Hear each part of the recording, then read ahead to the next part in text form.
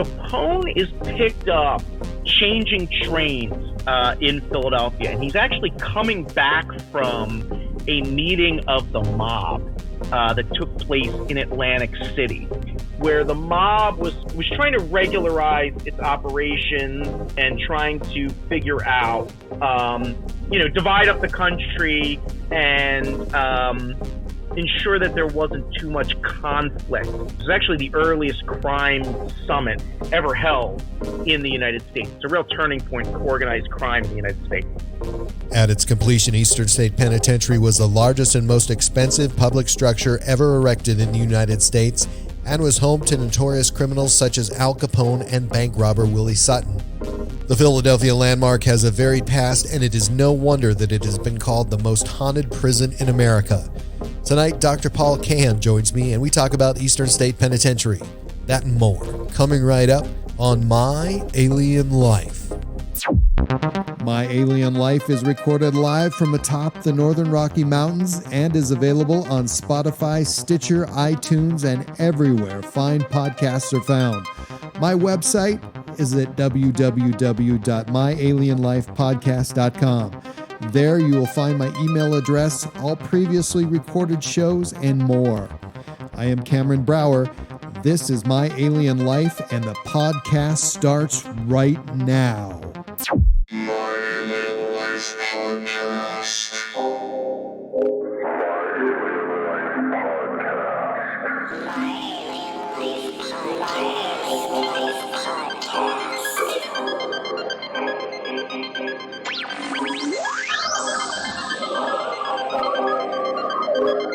Three, two, one, zero, and liftoff.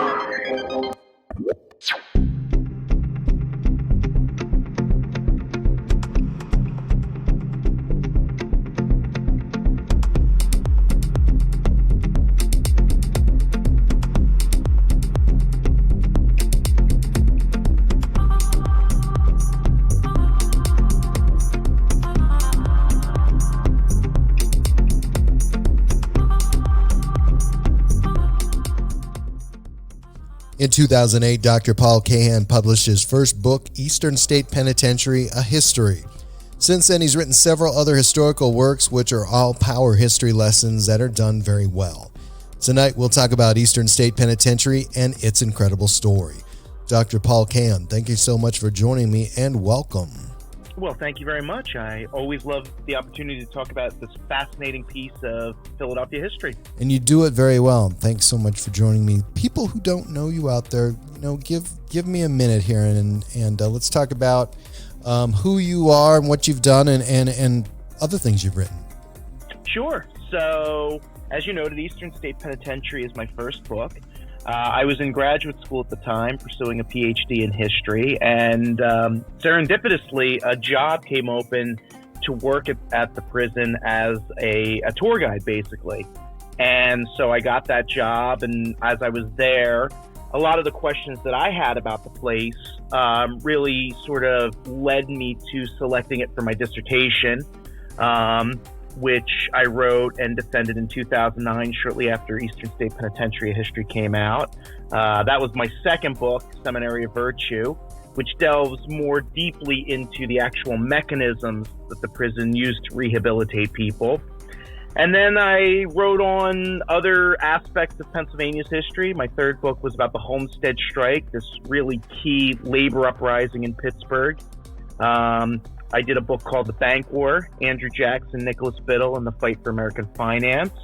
My fifth book, Amiable Scoundrel, Simon Cameron, Lincoln's Scandalous Secretary of War, is everything you wanted to know about Lincoln's first Secretary of War, but were afraid to ask, including a sex scandal when he was in his 80s. Wow. And my most recent book is The Presidency of Ulysses S. Grant, Preserving the Civil War's Legacy. And my day job is that I work in educational programming at a local museum. So nice. I get to interact with the public, which is awesome. And what city are you in? I live in Ardmore, Pennsylvania, which is one of the suburbs of Philadelphia. So we're going to talk about Eastern State Penitentiary, which is in Philadelphia. You know, one of the things, I visited there in 2013, and just by coincidence, I happened to plan a trip there during the 2013 government shutdown. So literally, if you want to see a city in America and the government shutdown, you don't get to see much of the city. So Eastern State Penn, of course, ESP was on the top of my list. So that was one of the first places I went. And being that everything was shut down, I spent a lot of time there. It's a structure that takes up a huge, expensive portion of real estate in Philadelphia. The structure is very assuming. It's elegant and terrifying at the same time, wouldn't you think? Oh, absolutely. I mean, it is the size of a city block. I mean, you look at Google Images of Philadelphia, and I would encourage your listeners to do that, and you'll be able to see it immediately. It sticks out. And the interesting thing about Eastern State was it opened in 1829. Construction began in the early 1820s. And at that time, there was almost no development in the section of the city where it was. In fact, that wasn't even part of the city of Philadelphia anymore. It wasn't part of the city of Philadelphia at that time. And you can look at prints from the early 1830s, and, you know, it's surrounded by trees and grass, and it's on a rolling hill. But that portion of the city developed very, very quickly beginning in the 1840s. And so by the time you get to the Civil War, it is surrounded by buildings, by houses, by businesses. It's a really fast turnover in that region. And, you know, when they built the prison, they had no idea that was going to happen. They thought it was going to be out in the countryside away from the city. And boy, did they get that one wrong. So was this structure built all at once and the prisoners were just poured in, or were they part of the building as it was being, or actually part of the structure as it was being built? So the prison, because it was so big, took several years to complete. Eastern State Penitentiary begins accepting prisoners in 1829. The original cell blocks are not finished until 1836. And the entire ideology of the prison, the entire method of rehabilitating individuals, was that they were supposed to be separated from one another. The idea was we would put them in these cells and separate them not only from the community that caused them to commit crime, but from one another. And the idea was that through separation, you would be able to give the inmates time to be reformed. So there was all from the beginning, every opportunity was made to separate these individuals to the point where the pipes that provided the water for the cells came out into the hallways. It would go into the cell to feed the sink, come out into the hallway, go along the wall, and then go into the next cell. I mean, they tried to think of everything that would allow them to segregate inmates in their cells 23 hours a day. And in fact, if you go to the prison and tap on the walls, they're incredibly solid. They're more than a foot thick, so that no sound could be transferred from one cell to the other. I mean, it's a real monument to trying to embody ideas in a physical space. So how many inmates were in the plan? How many were they going to house initially? Originally, you had just under 1,000 inmates. But very quickly, the system begins breaking down. And by the end of the Civil War, you're in a period of overcrowding. And they're sticking inmates 2 to a cell, and sometimes even 3 to a cell. And they're experimenting with ways of trying to keep them from communicating. So they'll put an English speaker in a cell with a non-English speaker. But, you know, obviously that just doesn't work for a variety of reasons. I mean, inmates just begin to learn to communicate with one another. So almost from the day that it opens, the Pennsylvania system, this system of separation, was in peril, was not operating the way it was designed to operate. And that had a lot of consequences for the way that the prison was administered. So you said 23 hours a day. So they were locked in the cell. Did they take food in the cell? What was that 1 hour a day where they weren't in the cell? What did that mean? So if you were at Eastern State Penitentiary in 1829 and you were walking through cell blocks 1 or 2 or 3, you would hear this eerie silence. And instead of cell doors, what you would see are these small wooden panels. And when you open those panels up, there'd be a small door or a small hole behind it. And that would be what allowed guards to feed the inmates. They would hand them a tray of food. You entered the cells actually through the back, where there was a small door that opened onto a small recreation yard. And each cell had its own recreation yard. And so 23 hours a day, you would be in your cell and you would be working, learning a trade, maybe making shoes or even working a loom to become a weaver. And then an hour a day, you could go outside in this little exercise yard. And it's really interesting because for as austere a system as this was supposed to be, prisoners had a great deal of freedom. They were allowed to keep pets in these back areas. They could do some gardening, but inmates were never out in their exercise yards two at a time. So you and your neighbor would never be in your exercise yards at the same time, because then, of course, you could communicate. It would be you and then maybe 2 or 3 cells down the way, the next inmate, and then 2 or 3 cells down, the next inmate. So it was this really weird mixing of very, very restrictive attempts to control your behavior and what you're doing, and sort of laissez-faire, well, if you want to have a pet or you want to do some gardening, that's fine as well. How many times would they eat a day? Was it a single meal or was it multiple? No, they would eat 3. They would eat 3 times a day. But all served by the guards. Yes. Wow. And one of the beauties of this system is because inmates weren't congregating and they weren't wandering around, you needed a relatively small guard force to maintain security. And so you wouldn't have guards just kind of hanging out in the cell blocks. You would have a very small force of guards that were hanging out in the center of the building, that circular hallway where all the cell blocks come together, and they would be the ones distributing the food. But you might have a guard force as small as a dozen men for keeping control of the prison. Did they have inmates serving food at all or working there, or did they try to keep those inmates that were working away from each other?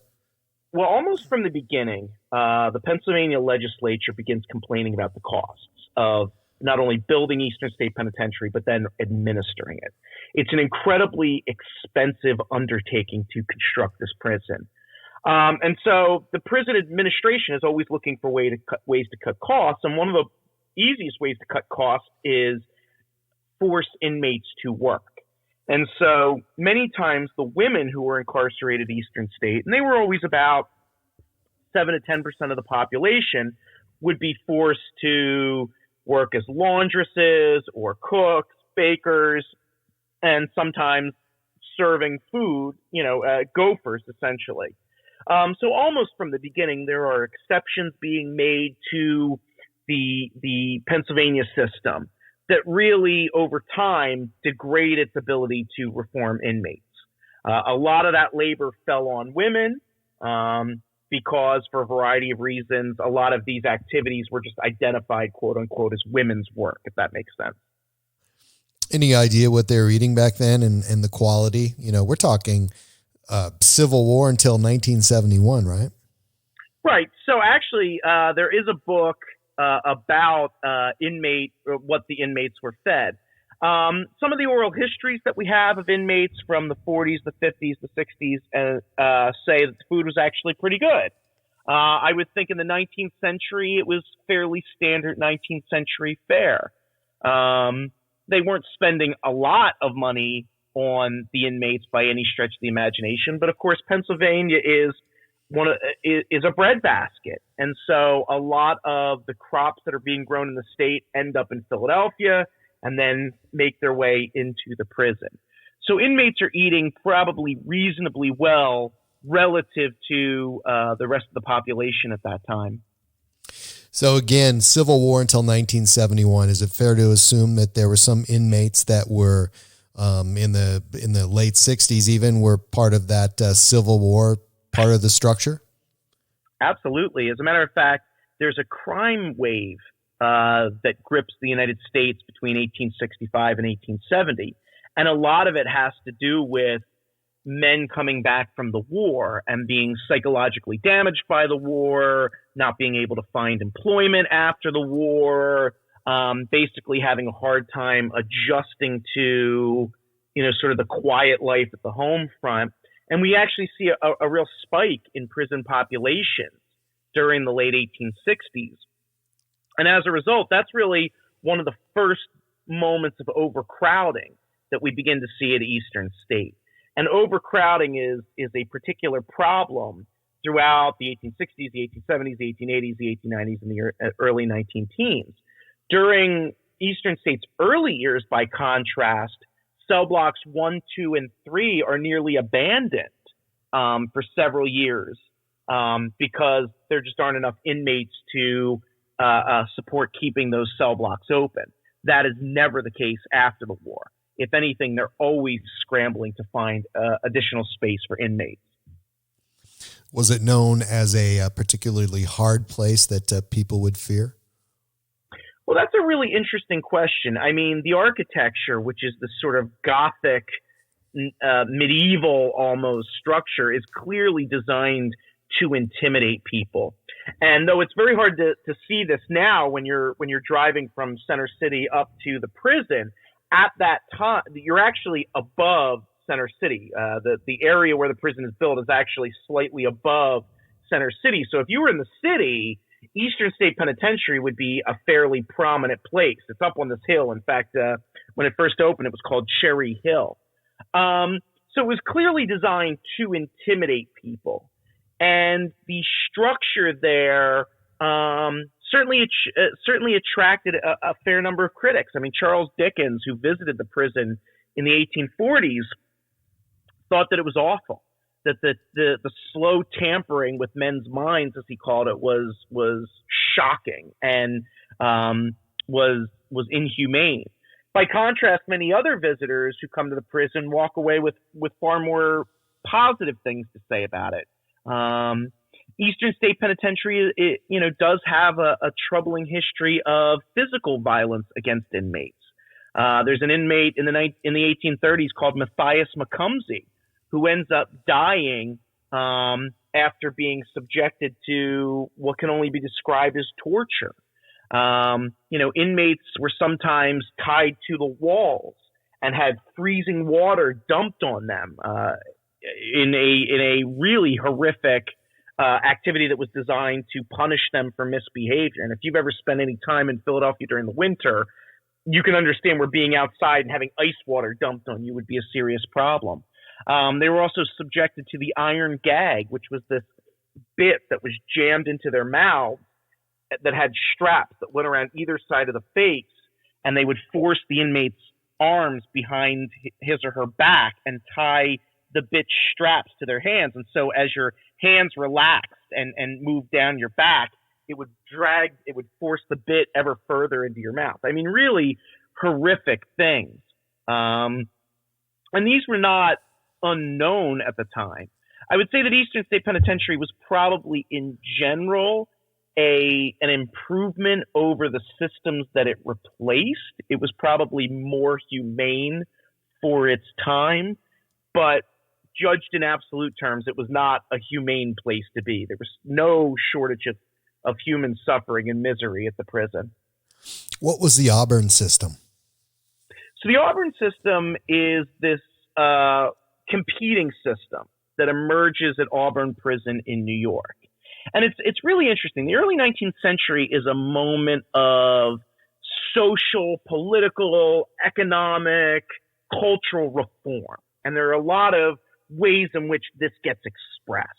There are all kinds of religious movements that are starting up, the most enduring which, of course, is the Church of Latter-day Saints, the Mormon Church. There are artistic movements, there are literary movements, and then, of course, there are prison reform movements.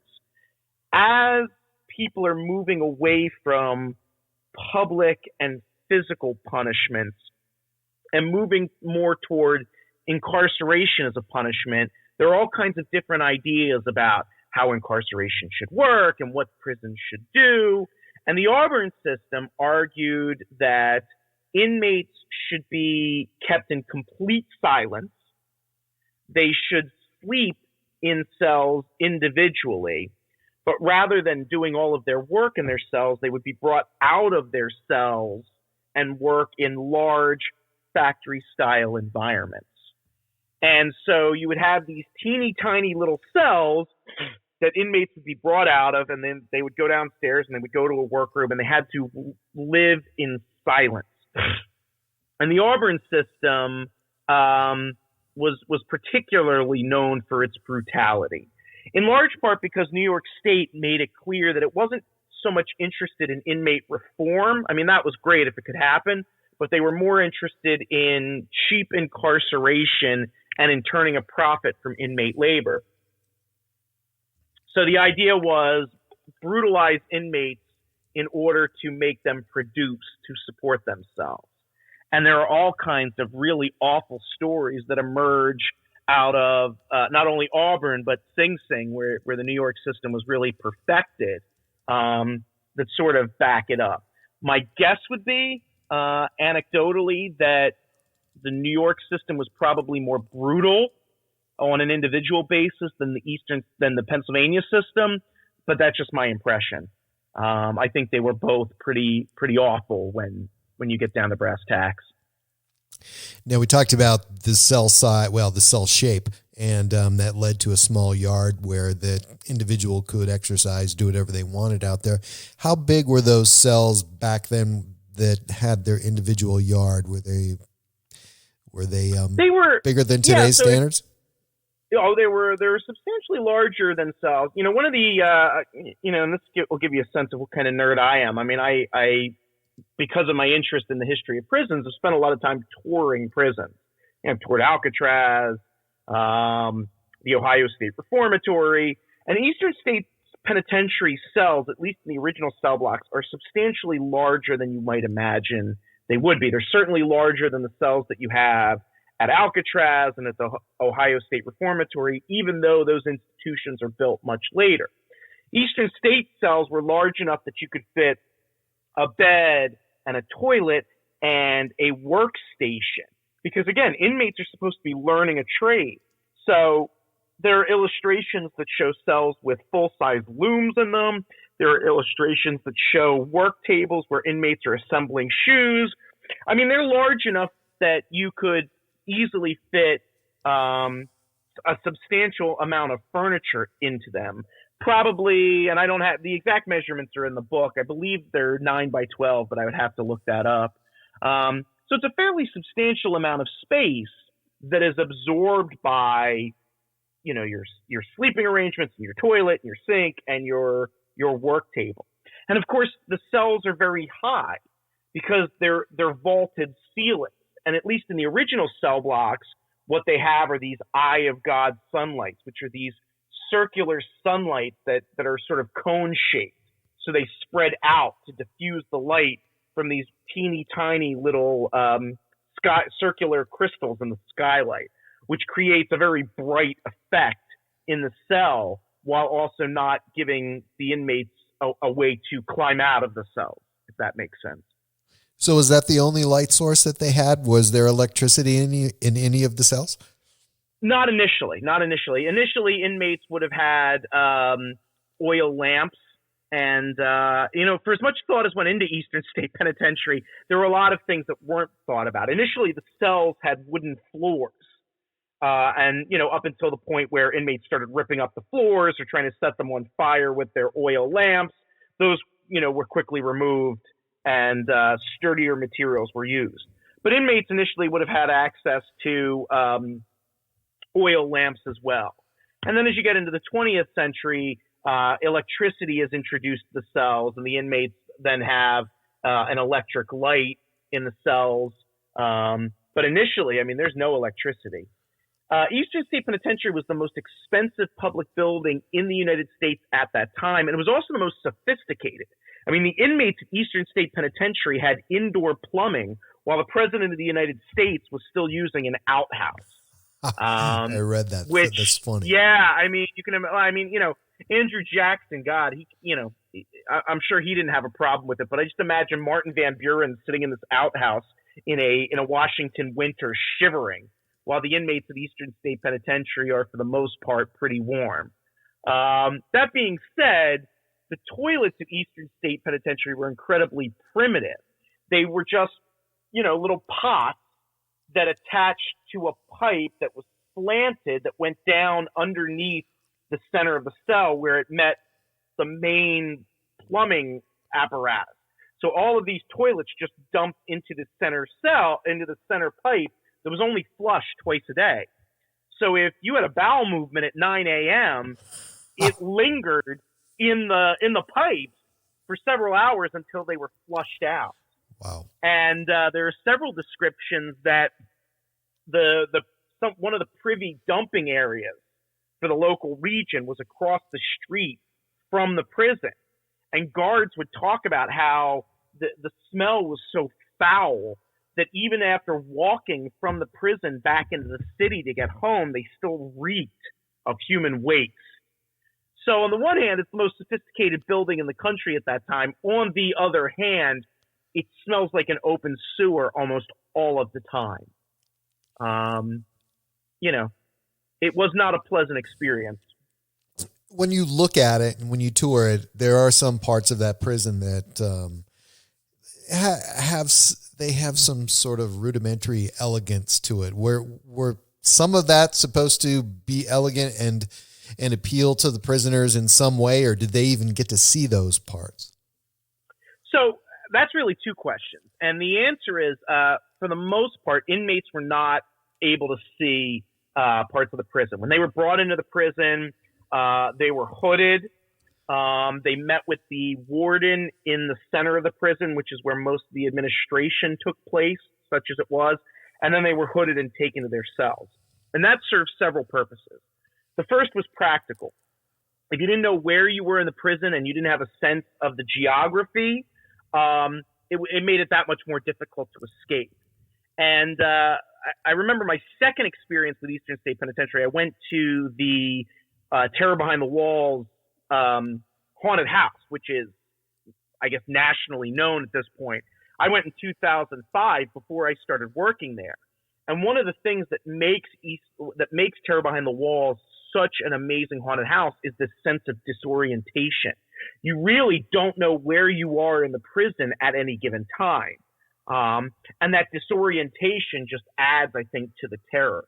And so I reflect on that when I was thinking about, writing this book. I mean, how disorienting it must have been to come into this prison. You're hooded, you're walking all over the place, you have no idea where you're going, and then you're sort of thrown in a cell.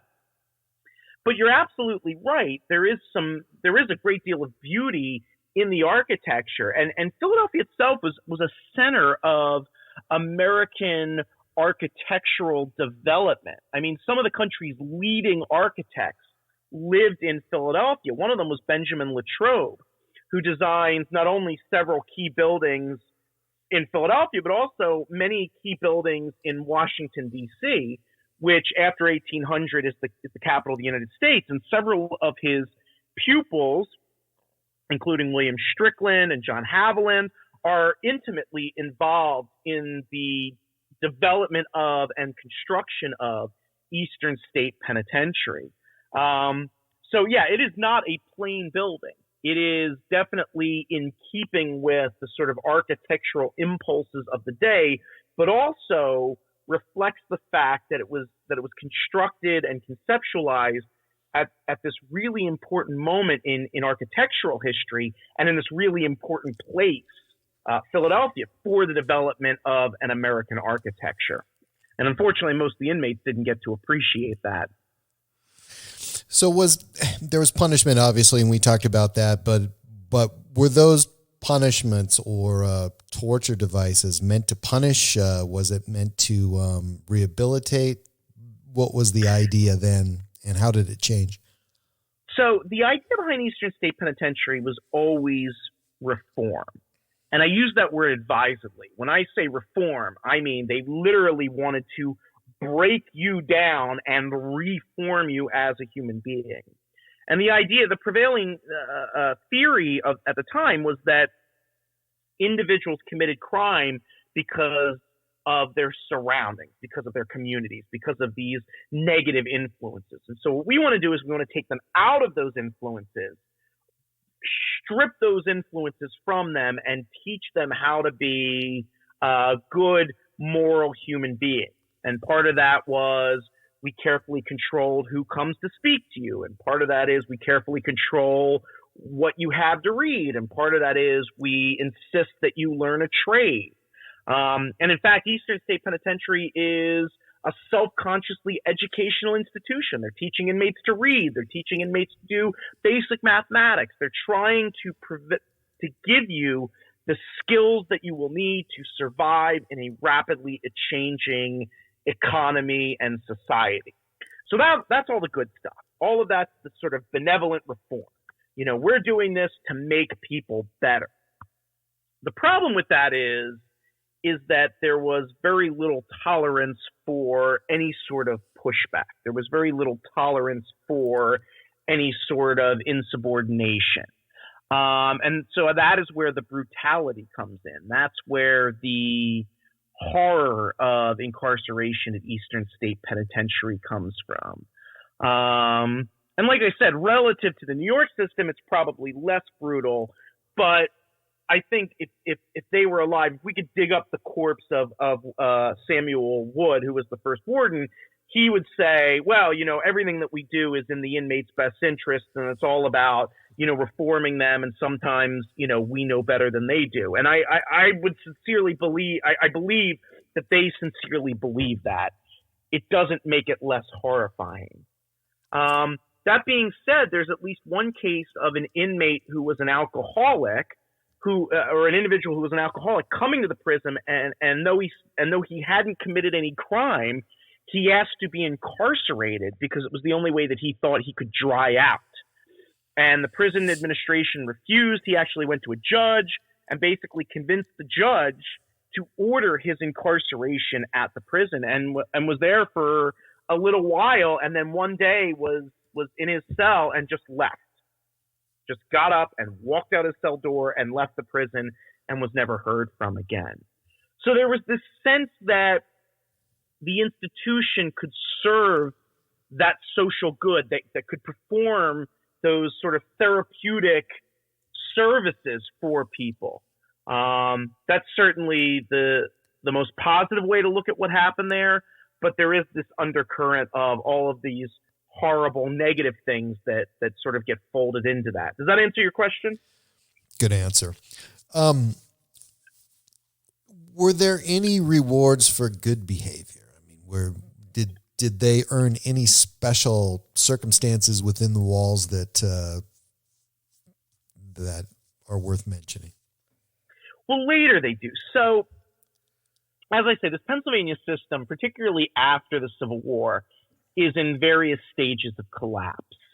And by the time we get to the 20th century, not only has criminal justice thinking evolved and changed, but also, quite frankly, the prison's just too overcrowded to make a go of it. And so what happens is in 1913, the prison officially changes from a segregation system to a congregate system, which just means basically inmates are going to be allowed to congregate. And so inmates are not going to spend 23 hours a day in their cells. They're only going to sleep in their cells. They're going to come out of their cells during the day. They're going to take classes. They're going to work in one of the various factory-style work environments that's been created. And basically, they're going to have recreation. And this poses a lot of very serious challenges to the prison. But once you embrace that congregate system, you do have inmates who become what's known as a trustee, which just means that the inmate is given unusual privileges for having shown good behavior. And ironically not, more often than not, what happens is the trustees tend to be the people who are escapees. The most famous escape is, of course, the 1945 tunnel escape, where a trustee named Clarence Kleindienst uses his status as a trustee to get transferred to a cell very close to the exterior wall, and then builds a tunnel from his cell under the prison, the area surrounding the prison, down underneath the wall and up onto the gardens lining Fairmount Avenue. it's largely because he's a trustee that he not only gets to transfer to a cell, but also has access to the building materials that make building the cell possible. And he enlists the aid of several other individuals, including famed bank robber Willie Sutton, who steal things that make it possible to build the tunnel. But again, this trustee system is a thing that cuts both ways. Trustees get special privileges, but those special privileges make it possible for them to escape. So, yeah, later on there are rewards to be earned through good behavior. Amazing. I want to talk a little bit more about the escape and the escape attempts, and we're going to take a quick break. My Alien Life Podcast. I'm Cam Brower, and I want to take a minute and talk about the My Alien Life patron page. What is it? Think of it as an online tip jar. My Alien Life patron page is a website that gives everyone in the world an opportunity to become and support the artists they believe in. The great thing about supporting My Alien Life is you get to decide how much you feel comfortable contributing to each podcast. My goal is to keep doing at least 2 podcasts each week. As you know, some weeks I get a burst of energy and I want to produce lots of new content. If you just want to listen without becoming a patron, well, that's awesome. You still get to hear My Alien Life podcast for free. It's expensive to make a podcast. There's electronic gear, web domain fees, web hosting fees, t-shirts, postage stamps, tinfoil hats, and I give away a lot of merchandise to my avid listeners. No matter what you decide, please always listen to the podcast. That's what I really want. We're a team, and your support is what keeps people like us going. Thank you for being amazing, and keep listening to My Alien Life, the podcast. And tonight in the studio, Paul Kahan, and we're talking about Eastern State Penitentiary. Thanks again, sir, for joining me. And I want to talk a little bit about prisoners actually dug a 97-foot escape tunnel out of the prison, and how did they know which way to go, and how did they know how to get there? So, this is one of those sort of spectacular stories about Eastern State Penitentiary. And in fact, when I was a tour guide there, we did a specialty tour just on this particular escape because it's so well known. The characters involved are so colorful. Probably the best known of them is famed bank robber Willie Sutton. But by the time you get to the 20th century, inmates are congregating around the prison. The Pennsylvania system is broken down, and the prison's unique architecture had really been designed to reinforce this Pennsylvania system. And actually, what had been a virtue under the Pennsylvania system becomes a real liability under a congregate system. There are all these places to hide. There are all these nooks and crannies. There's about 50 different ways to get anywhere in the prison, and maintaining security is much more difficult with individuals just sort of wandering around doing their own thing.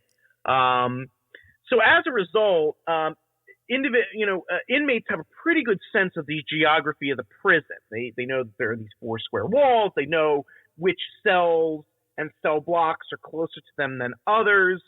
And in fact, you see a real spike in escape attempts in the latter half of the 19th century and the early decades of the 20th.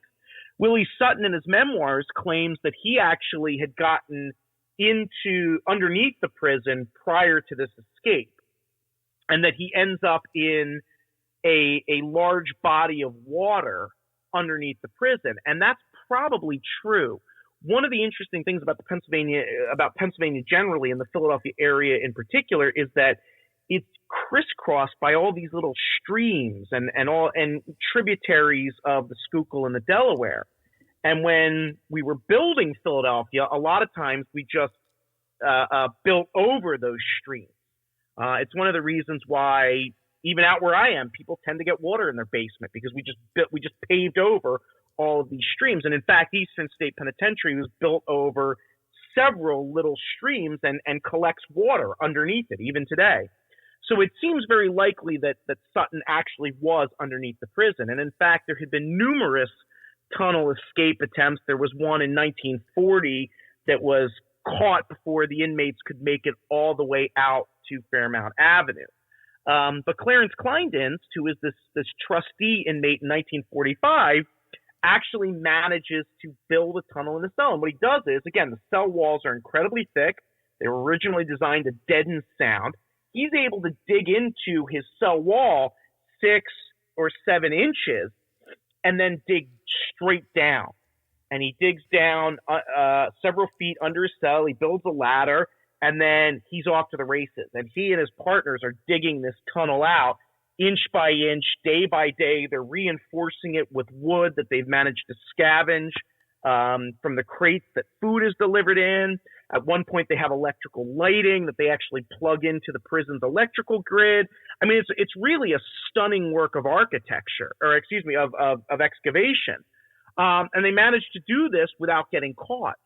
And in fact, on one, spring Sunday morning, they pop up on Fairmount Avenue. There's a flower bed right in front of the prison. They pop up just as 2 police officers are rounding the corner onto Fairmount Avenue. And so, of course, they go scurrying, trying to get away from the police. And eventually all of them are recaught. But the tunnel escape really points to the fact that by the 1940s, this 100-plus-year-old prison is really poorly adapted for the kind of prison regimen that it's running, the kind of inmates that it's got. It's smack dab in the middle of a residential area, which means that at any given time you have people throwing things over the wall. You have inmates running distilleries in their cells. There's a thriving drug trade. I mean, it really is not the kind of place where you would want a prison. And so beginning in the 1920s, there had been discussions about shutting Eastern State down. And in fact, in 1929, Graterford Prison, which was called the new Eastern State Penitentiary, opens up in Montgomery County. And the idea is we're going to shut down Eastern State Penitentiary and we're going to transfer all the inmates out to Montgomery County. And they would have gotten away with it, too, had it not been for the stock market crash in the fall of 1929, which, of course, inaugurates the Great Depression. And that plus prohibition leads to an explosion in the prison population as people are forced to turn to crime to survive. And so as a result, there's an explosion in the prison population at both Eastern State Penitentiary and Graterford, and it really prevents state officials from being able to close the prison down. I think one of the amazing things that I saw there that really sticks out in my mind, and I don't know what they call this, but I think they do have a hospital cell block. They have what to me looked like a surgery theater, as well as other places for medical care. So obviously they were taking care of these prisoners in some way. Did everybody have access to health care? I know it's kind of topical, but it was pretty amazing. Yeah. They had such a large cell block for medical assistance. Yeah. So what happens is, one of the interesting things about Eastern State Penitentiary is that it's in operation for 142 years. And so it's interesting to see the way that space transforms over time. The cell block that you're talking about is cell block 3, which was converted from cells into a very modern by the standards of the day, hospital facility. Because there was this idea that we don't really want to take the inmates out of the prison to get them medical care. And particularly once inmates are congregating or interacting with each other, inmate-on-inmate violence spikes. And so you really want to be able to provide instant medical care to injured people. And so they transformed Cell Block 3 into this really well-appointed medical hospital. And, there's a dentist on site who's there to deal with, inmates' dental needs.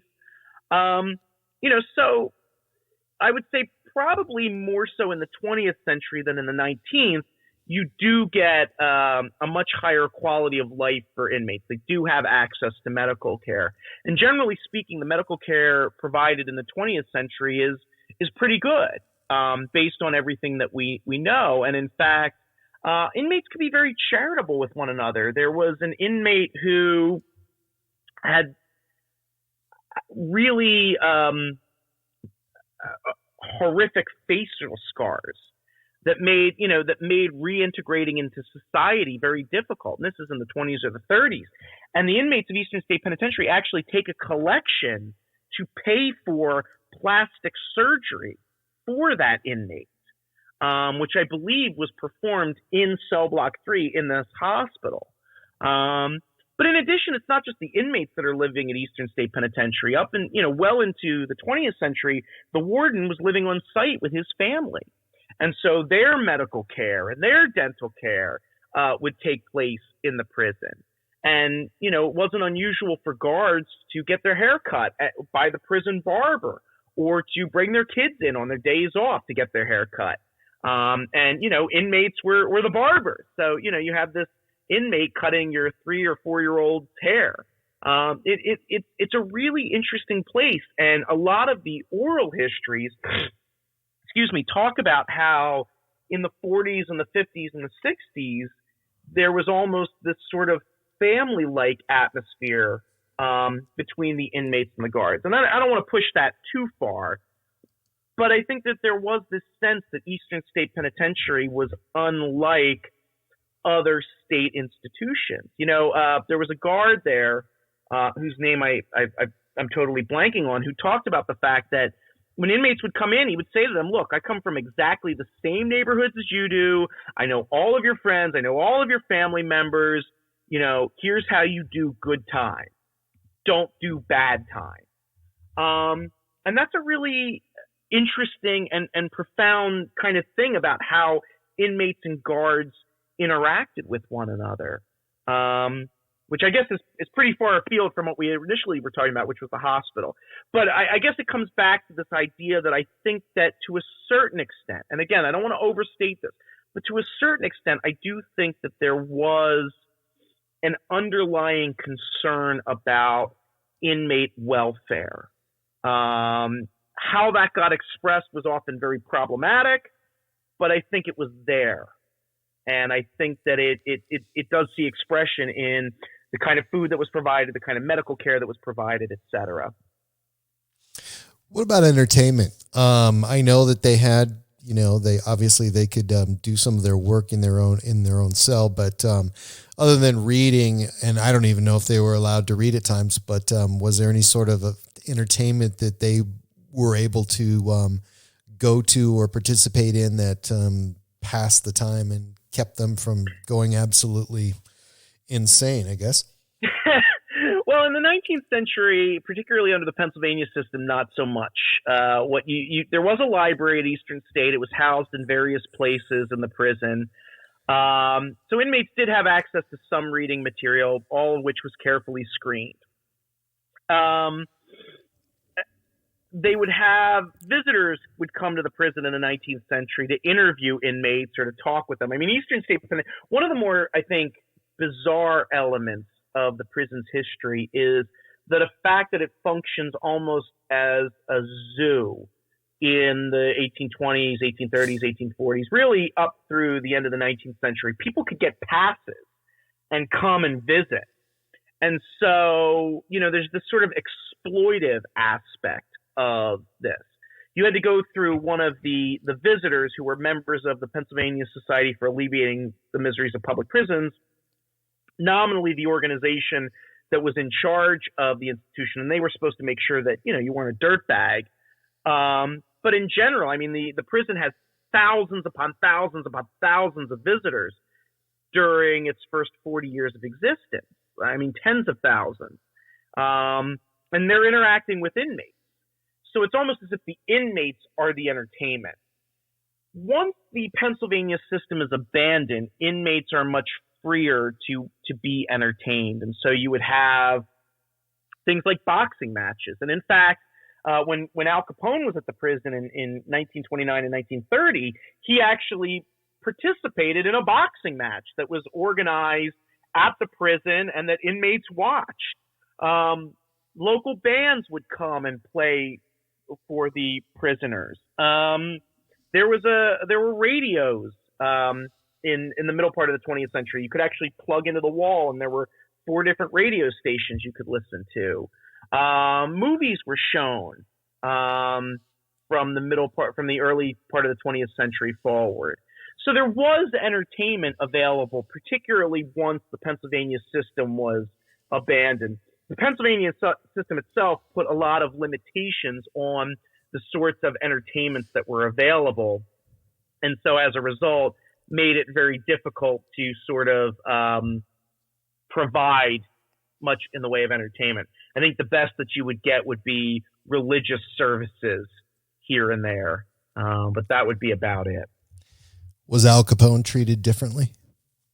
Oh, Al Capone was definitely treated differently. So one of the interesting things about Capone is picked up changing trains in Philadelphia, and he's actually coming back from a meeting of the mob that took place in Atlantic City, where the mob was sort of trying to figure out, was trying to regularize its operations and trying to figure out, divide up the country and ensure that there wasn't too much conflict between the mob families. It was actually the earliest crime summit ever held in the United States. It's a real turning point for organized crime in the United States. And this comes hot on the heels of the St. Valentine's Day Massacre, which is the sort of watershed moment in Capone's rise to control the Chicago underworld. And he gets picked up for carrying a gun in Philadelphia. A police officer stops him, and he gets pinched for having a gun. His bodyguard gets pinched for having a gun. They end up being convicted. And after a brief stay at Holmesburg, they end up at Eastern State Penitentiary, where they serve out most of their year sentence. And Capone's cell is actually really in an interesting location. So one of the things that happens throughout the prison's existence is they start building new cell blocks. And in the 1870s, they build cell blocks 8 and 9, which are built alongside 1 and 7. And they sort of form a crotch area where they join. And it's in that crotch area that's really close to the front gate. It's about as close to the front gate as you can possibly get, is where the prison puts Capone. And he's actually on the other side of the head gates. The head gates are these giant gates at the end of cells, which are designed to contain riots. So they're designed to segregate cell blocks. So if there's a riot going on in a cell block, you can close them, and it prevents rioters from leaving their cell blocks and taking over other cell blocks.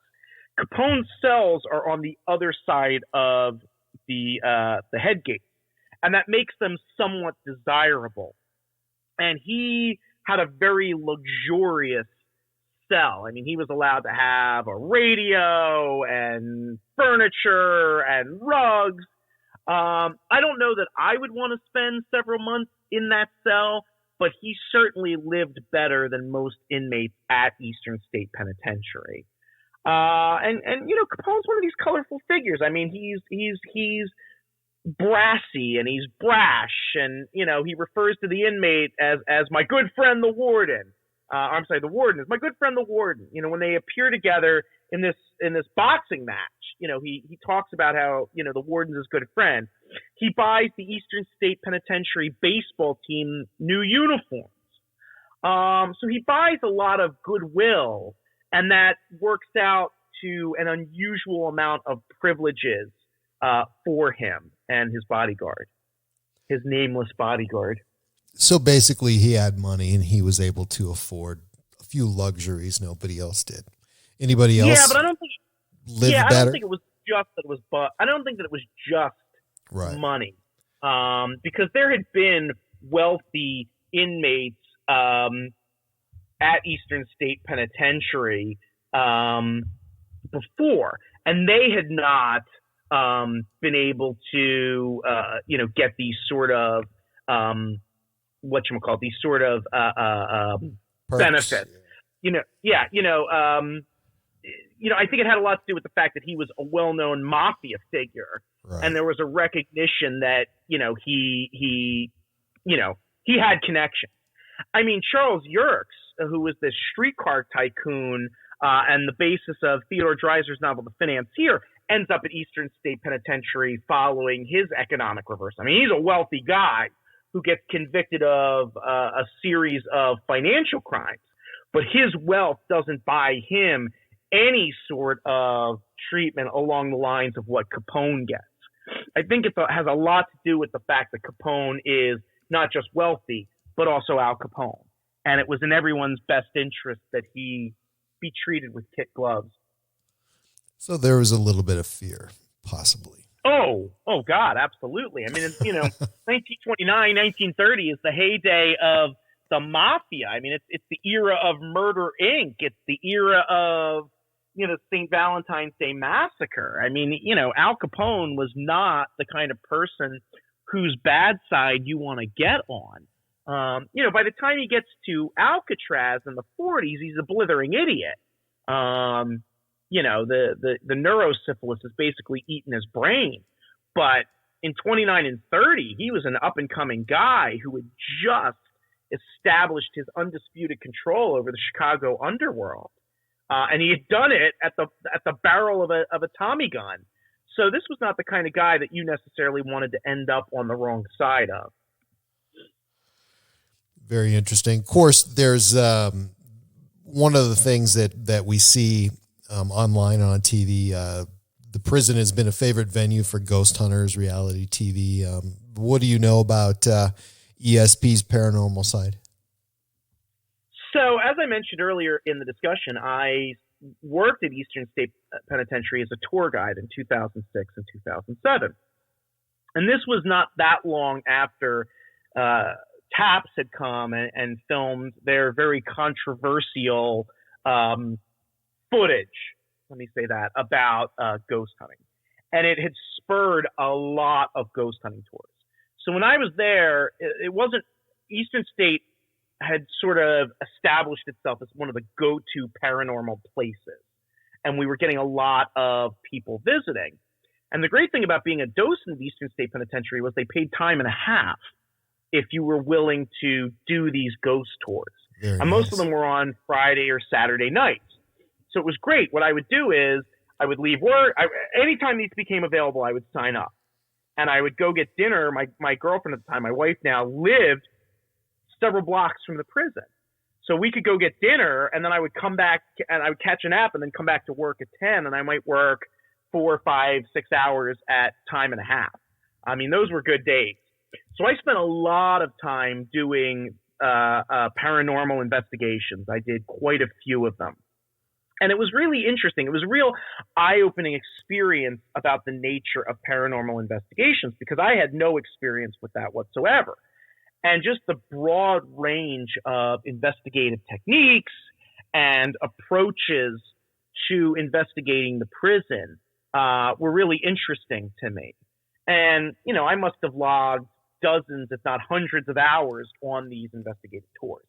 I never saw anything, but I was on tours with people who claimed to have caught EMPs, who claimed to have recorded footage of ghosts, who claimed to have gotten audio of inmates. There were a lot of areas where that sort of became the places that people would go. For instance, Eastern State Penitentiary has a death row. Inmates were never executed at the penitentiary, but inmates awaiting execution did spend time at Eastern State Penitentiary. As I chronicle in the book, we had several murders in the prison and suicides. And a lot of those take place in the late 19th and the 20th centuries. And so inmates would investigate cells that were occupied by people who had committed murder or, who had turned to suicide. And there was, just a fair amount of suffering at the prison. As I indicated, I think that baked into the Pennsylvania system was a fair amount of inhumanity. And that even once the prison becomes a congregate system in 1913, there's still a lot of violence and brutality and death. So all of that's a long way of saying that I think it's a very fertile area for paranormal investigations, and it attracted a lot of paranormal investigations. That being said, I never encountered anything that I would call paranormal. Cell Block 12, known for echoing voices, and Cell Block 6, shadowy figures darting on the walls. Excuse me, number 4. Yeah. Cell Block 4, ghostly faces. Are those 3 places that you've heard of, and are they notorious for seeing that type of thing? I mean, absolutely. Cell Block 12 is the death row. And that was obviously a go-to when people would come and do paranormal investigations. In fact, Cell Block 12 is really interesting. It's sort of rectangular, and it has 2 floors, and there's a set of cells facing towards the wall, and then they back up on another set of cells facing toward the west. So there's eastern facing cells and there's western facing cells, and there's 4 on each side and on each level. And when people come to tour Eastern State Penitentiary, they're only really allowed to see the 4 eastern facing ones. The second floor and the pathway back, the western facing ones are locked down. They're closed up for safety reasons. And one of the first things you would have to do is make sure people weren't sneaking around or climbing the fence to get over and see those other cells. And it wasn't because we were trying to keep anything from them. It was just safety concerns. The western facing wall had collapsed. But that was somewhere where people always wanted to go see. Cell Block 4 is interesting because it drops you right against the northernmost wall. And I had heard, and I'm not sure about this, but I had heard that that's where the modern electrical lines come into the prison. And there are definitely houses back there. And that's about as close, that northern wall is about as close to houses as any of the walls in the prison. And I think that might account for the EMP activity. There's a lot of lights and electricity and activity going on back there. Cell Block 6 is where the infamous TAPS footage was captured. And I will leave it up to your viewers. They can Google it. They will find it on YouTube. I will leave it up to them to decide whether or not what they are seeing is a legitimate paranormal occurrence or not. But Eastern State Penitentiary owes a real debt to TAPS for sort of raising its profile. And even today, it's a go-to place for paranormal investigators. Ozzy Osbourne's kid has a paranormal show. And one of the first places they went in the first season was Eastern State Penitentiary. So it remains a really fertile area for paranormal investigations. Just some of these restored cell blocks are super interesting. One of the things that I found was they have, I guess I wouldn't call them holograms, because what they are actual projections of prisoners that are speaking, and you can walk into a cell and you can see this prisoner on the wall, or it's a figure on the wall talking about the prison. Now, you take a photo of that, which I did, and show people later. It's just so eerie to see that. And it's an eerie place. There really is not one place in that whole structure that just doesn't scream paranormal activity. And I wouldn't be the biggest believer in the world, but I've seen some pretty weird stuff in my life. But that place, I would almost guarantee somebody if they spent enough time there. Well, it's interesting that you should say that, because I think it really speaks to one of the real strengths of Eastern State Penitentiary, which is they have this real commitment to engaging a lot of different people in a lot of different ways. And one of the things that they do is they invite artists in every year to do installations that are related to the mission of Eastern State Penitentiary. And so the installation you're talking about is actually female inmates, real live female inmates who are filmed and then are broadcast almost like holograms onto the walls of certain cells, and they tell their stories about what it's like to be in prison and what that's all about. They do this fantastic thing called it's not behind the bars cinema, hidden cinema, where they broadcast movies that inmates have made in Pennsylvania prisons on the prison's wall, and then have a discussion about the themes and what's going on in the movies. So I think there's a real attempt to engage a variety of different things, and some of the art installations are chilling. When I worked there, one of the long-term exhibits was ghost cats, which were these scale plaster cats that were like this eerie shade of white, and they were supposed to represent or to commemorate the feral cats that lived in the prison after it closed down. After the prison closed in 1971, it sat vacant for a quarter century, and it was taken over by the city's feral cats. And well into the early 2000s, some of them were still bebopping around. And so, occasionally you'd be walking around the prison at night, and the light would just happen to catch one of these cats in the prison, and you'd be like, oh my God, it's a ghost cat. It was a really eerie sort of thing. But it's a really cool place, and it's a place that's constantly reinventing itself and changing and adding things, and it's a really interesting place. And I would recommend that your listeners go and experience it for themselves. I haven't posted it yet, but I will, on Facebook. There's a photograph, and it's somewhere in the late 1800s, I think. And it shows a prisoner with one of those hoods on. Do you know the photograph I'm talking about? So to me, I mean, seeing these guys led around this prison in hoods like that, I mean, that's just one of the creepiest things that really happened there. Oh yeah. And it's interesting because I know the picture you're talking about, and that's actually later. That's post Civil War. We don't know that the inmates wore that type of hood early on. We just don't have the evidence, but it is. And they look like Klansmen. They look like who were supposed to be the ghosts of dead Confederate soldiers. I mean, there is something very chilling and very ghost-like and very frightening about the way that these inmates were dressed when they were out of their cells. And it was anytime they would have been out of their cells in the 1870s, 1880s, 1890s, they would have been wearing that outfit to prevent them from recognizing one another. Because when you came to Eastern State Penitentiary, you lost your identity. You were no longer Paul Kahan. You were inmate, 63, 65 or whatever. The goal was, of course, to allow you to put the prison experience behind you when you left, so that no one could come up to you on the streets of Philadelphia and say, oh, I remember you. You were at Eastern State Penitentiary for larceny or whatever. The goal was to make it possible to reintegrate yourself into society. But yeah, you're absolutely right. I mean, it's chilling to look at the steps that they went to achieve that goal.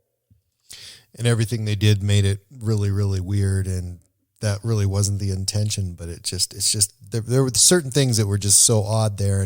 And when you described one of those punishment methods that, what was that called again? The insert into the mouth. Oh, the iron gag. Right.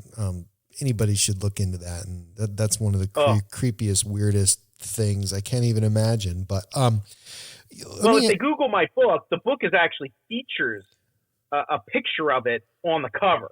So if you just Google the book, you will see it on the cover, and it is shocking. Right. And that was actually, that image comes from the Society for Alleviating the Miseries of Public Prisons journal. The society ran a journal for decades about prison reform, and so a lot of what we know about the early part of the prison comes from that journal. And for many years, it had illustrations, and that's one of the illustrations that I got from the journal itself.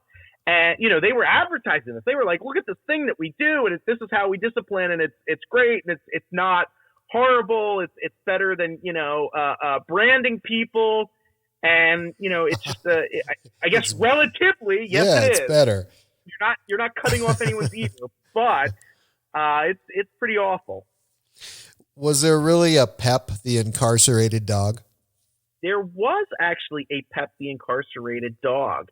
And the story behind Pep is that in the teens or 20s, Governor Gifford Pinchot sentenced his dog to life in prison at Eastern State Penitentiary because the dog allegedly ate his wife's canary. And in fact, Pep, there's a famous picture of Pep, which is this black Labrador, with an inmate number, C2559. And he was photographed coming into the prison just like any other inmate would have been. In reality, the dog, that story was, I think, a little bit of tongue in cheek. The reality was the dog was sent to prison as sort of a morale booster for the inmates.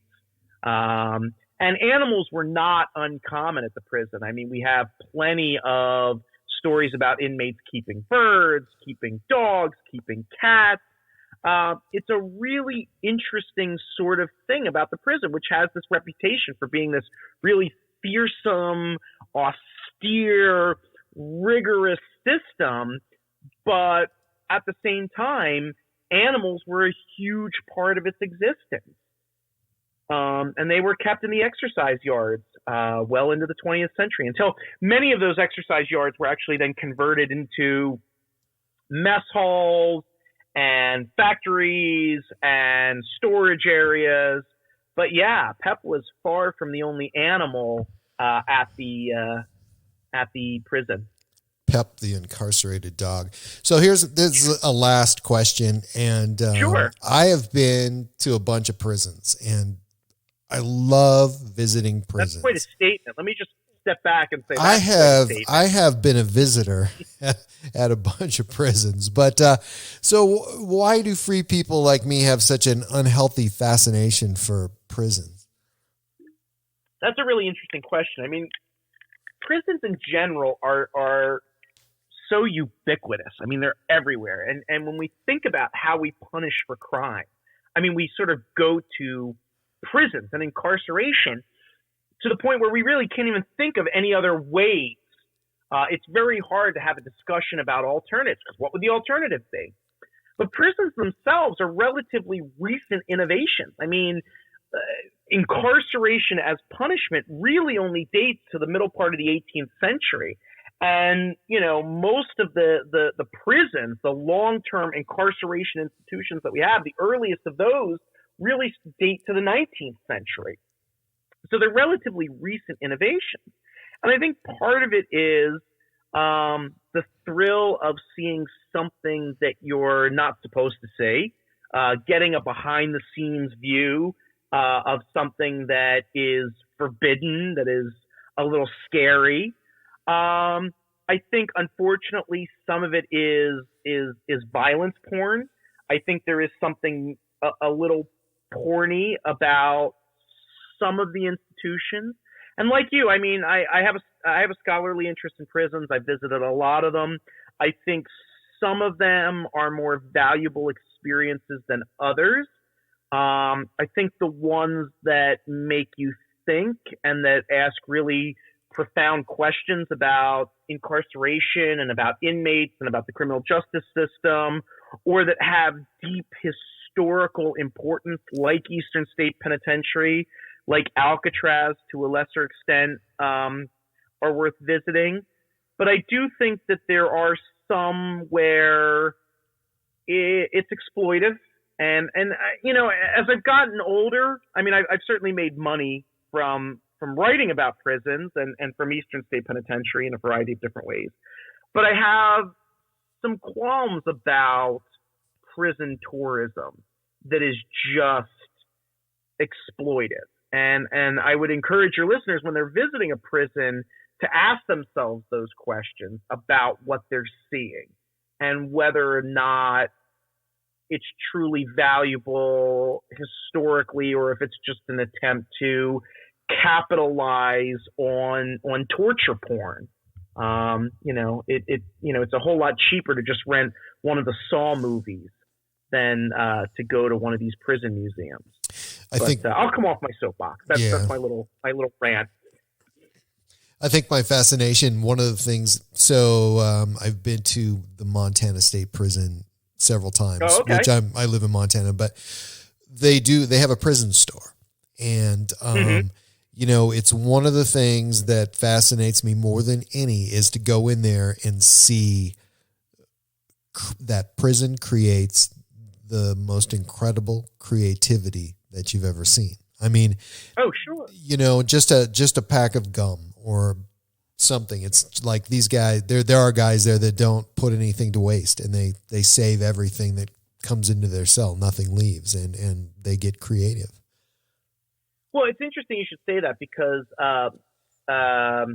Folsom Prison in Northern California has a small museum, right, and they have a display of items that have been confiscated from inmates. Yeah. And the level of ingenuity is really incredible and is really interesting. And you see that in certain other institutions. If you have nothing but time and limited resources, necessity is the mother of invention. And as a result, you get these really creative responses to problems. Amazing. Before we go, talk about your website and where everyone can find you online, please. Absolutely. So they can find me at www.paulkahan.com. It's got a list of my books. It's got links to previous interviews I've done. It's got a contact me sheet, so anyone can reach out if they have follow-up questions. I'm always happy to talk about my work.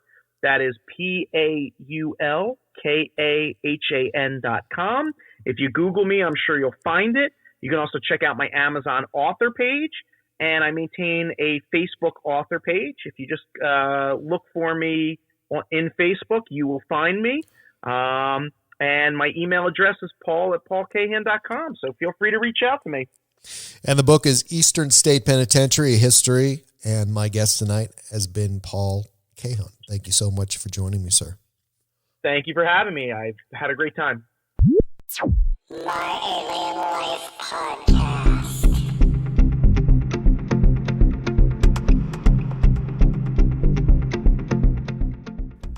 You can find my website at www.myalienlifepodcast.com, and please subscribe to my latest downloads at iTunes, Spotify, Stitcher, and at podbean.com. And please follow me and like me on Facebook and Twitter.